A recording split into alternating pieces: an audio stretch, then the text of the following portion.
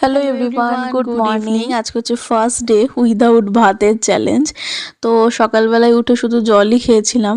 গিয়ে দুষ্টুকে রেডি করে আগে ওকে স্কুলে পাঠিয়ে দিয়েছি, কারণ ও না স্কুলে গেলে আমার কোনো কাজ এগোয় না। আর সত্যি বলতে কি সকাল সকাল চেষ্টা করি যে ও স্কুল থেকে আসার আগে সবটা রেডি করে নেওয়ার। আর এখানে আমি রান্নাও বসিয়ে দিয়েছিলাম, অল্প আলু দিয়ে একটু কষা কষা করে সোয়াবিন করব।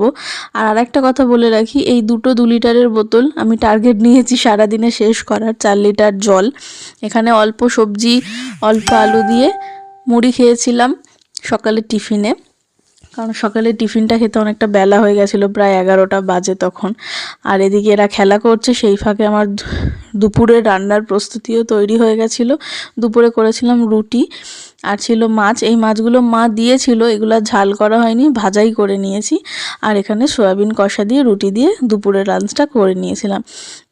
ছেলেকেও খাইয়ে নিয়েছি। ছেলে খাইয়ে দাইয়ে মেজো জেঠিমা এসেছিলো আমাদের বাড়ি মাংস দিতে, আর মেজো জেঠিমাকে টাটা করছে। সন্ধ্যাবেলার ভিডিও ক্লিপটা নিতে সত্যিই ভুলে গেছি। চা খেয়েছিলাম আর রাতে ছিল রুটি, চিকেন কষা আগের দিনের। চলো বাই বাই।